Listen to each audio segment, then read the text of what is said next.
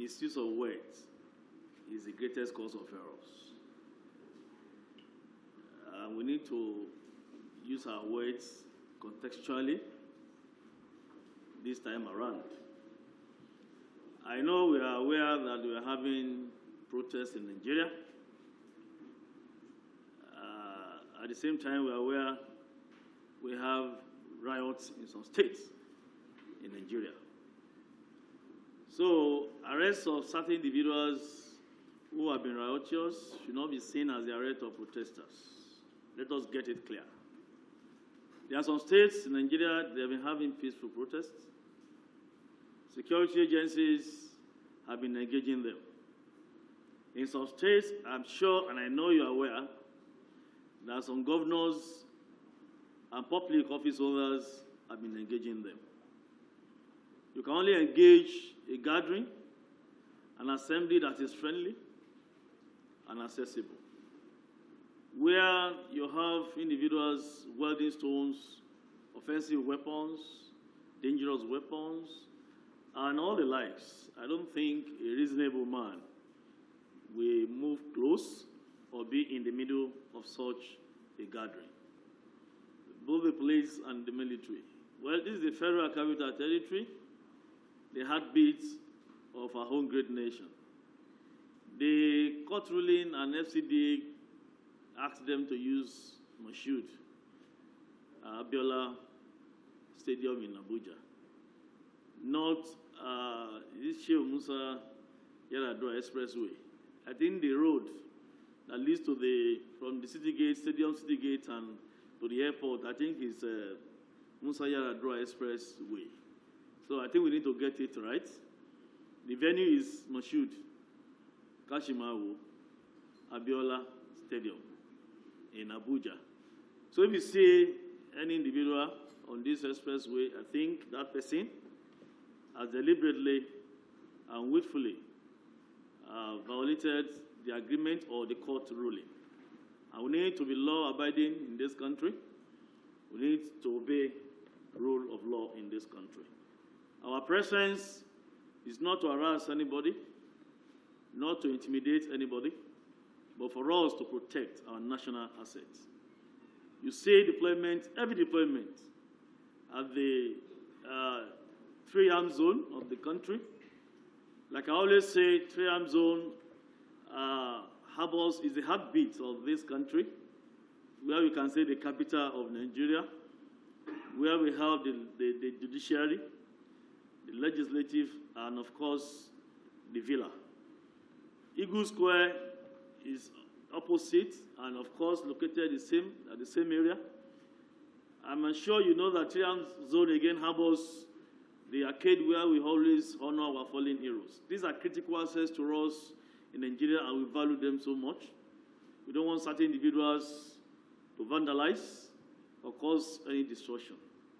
You agree with me that in some areas in Abuja, we recorded riots, and this protest was violent. I know you know Kubwa, you know Lugbe, you know Maraba Yanya Aziz, where property were destroyed and some set ablaze. Anywhere we have these engagements, these activities, I don't think we should refer to such an assembly or a gathering or a procession as peaceful anymore. I want to confirm again that those that have been arrested so far, to the best of my knowledge and with the records I have from all the states, are criminally minded individuals who went out, who actually engaged in various criminal offenses ranging from armed robbery, homicide, mischief, or the one we call malicious damage, massive destruction of private and public facilities. Owners are in pain, as I speak with you. So I don't want us to use the word protesters for those who are actually, to the best of our knowledge, and based on our findings, that are rioters and, of course, criminally minded individuals. Let us mind our words, and let's use appropriate words so that we will not hit off the polity and paint the government and security forces bad or negative. You said some people arrested some journalists, and they were masked. I don't think I've seen any masked operative, security operative so far. We don't mask. All our faces is seen.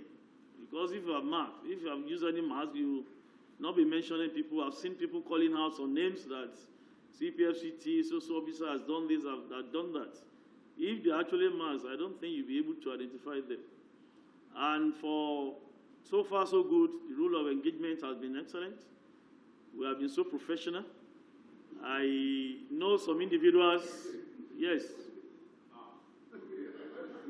We have been so professional about managing this protest. Where we have been using tear gas, I think is allowed anywhere in the world to use tear gas to disperse rioters. We have gatherings and we have public gatherings.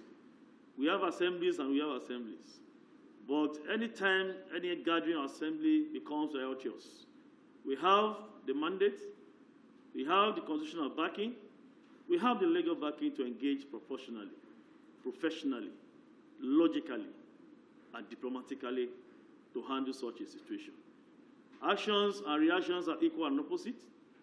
We handle, engage, and attend to incidences the way they come. Where we have been so professional in the area of using tear gas, it is necessary to do so at that time. We have reiterated on several occasions that we will not further harm to see anarchy in the land again. We cannot afford to have an experience what we experienced during the last violent EndSARS in 2022. Up till now, many are still in pain, and we cannot allow such a thing to repeat itself. In the southern, as in some states in the east, in Lagos, in Edo, in Rivers, I'm sure you know, police and other security agencies have not engaged protesters anyhow. But in some states, Kebbi, Nasarawa, Kano, Kaduna, they have been so, it's Zamfara again, and they have been so violent. In fact, they went as far as some taking over the government houses in these states. I don't think the police and other security agencies in these affected states, I don't think they have done anything wrong by engaging them. It is important at that time to engage them professionally, and this we have done. We have arrested so far 873 suspects, and these suspects are those who are directly connected to one criminal offense or the other. Where anyone alleges the police have arrested protesters, please let me know the protester. I want to use this one to even set the record straight. One of the demands of protesters is that the federal government should release those who are being incarcerated in prisons for EndSARS protests. We have 7 names. Take It Back movement alleged and tackled our statement from the police that we don't have any EndSARS protest in any of our facilities in Nigeria, incarcerated. Those who are in correctional center facility, they are criminals who have been charged to court. And they were charged to court for armed robbery, murder, and other criminal offenses. No single EndSARS protester is still being incarcerated or kept in any of our facilities in Nigeria. Whoever has want to challenge to come up, I have their names there. I'm going to share the names with you. Offenses committed for which they were charged to courts. And dates, I have them. I contacted my colleague from Correctional Service.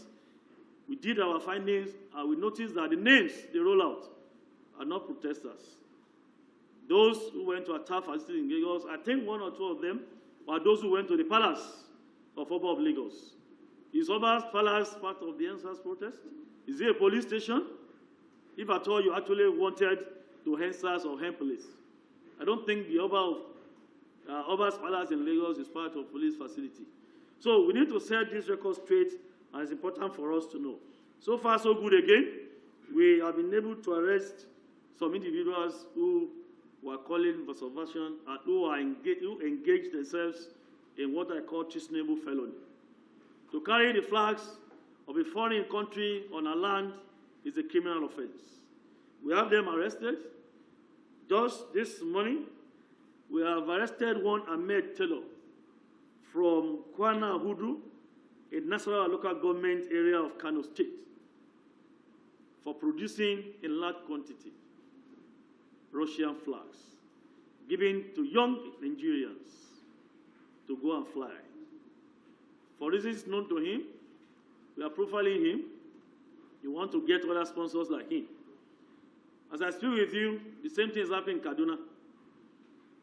Just as we started this briefing, we've been able to arrest 30 of them with same Russian flags. And don't want us to still believe that for now, at this stage, we are still having a protest.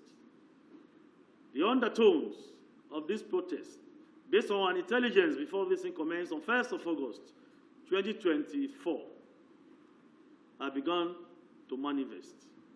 Because I don't think held bad governance, peaceful protest should degenerate to a level where a foreign country's flag will be flown in Nigeria.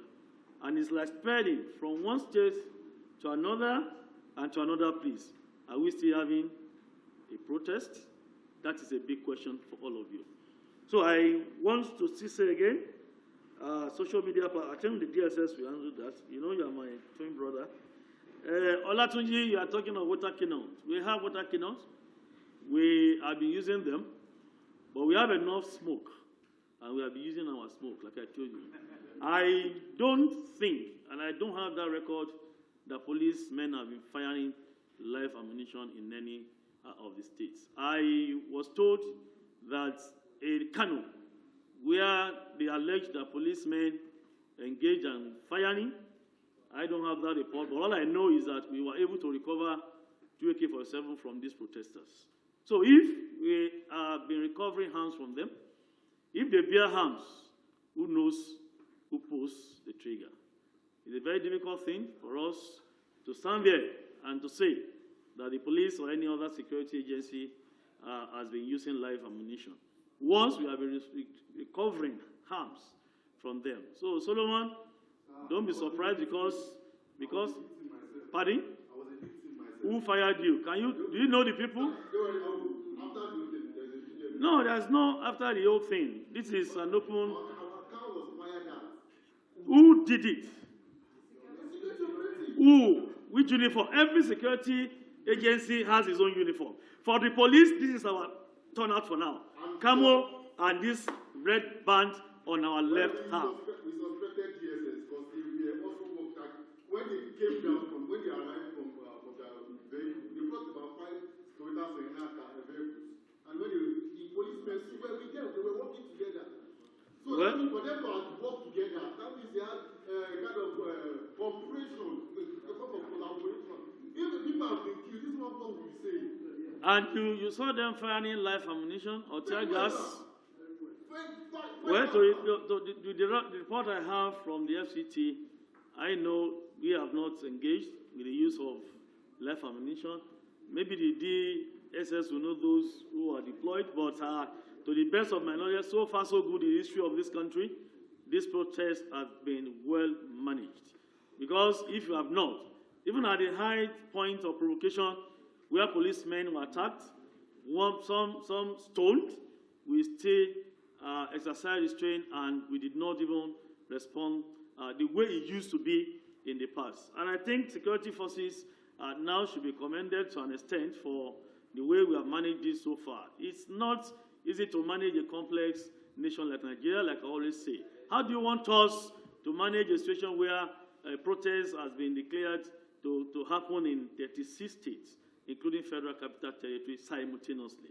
Don't forget, we engage them, and we're able to tell them, to advise them to avoid street procession. How do we have personnel to deploy to all the routes, highways, and streets in Nigeria? It is not possible. That's why we encourage them. We pleaded with them to use designated venues. But you can see across the states where we have protests, many of them, did not yield to this advice. They trooped out in numbers, and they took over many streets, routes, and major highways. Still, we were able to manage this. Don't forget, our primary duties are still there as security agencies. You don't expect us to leave our major jobs undone while we are managing protests. Yet, we still manage these protests. We pull out men from various places from our pools, deploy them accordingly to protect protesters, to protect other Nigerians who are not even interested in any protest. So far, so good. We have been able to do what is necessary to make sure protect the lives and property of all Nigerians.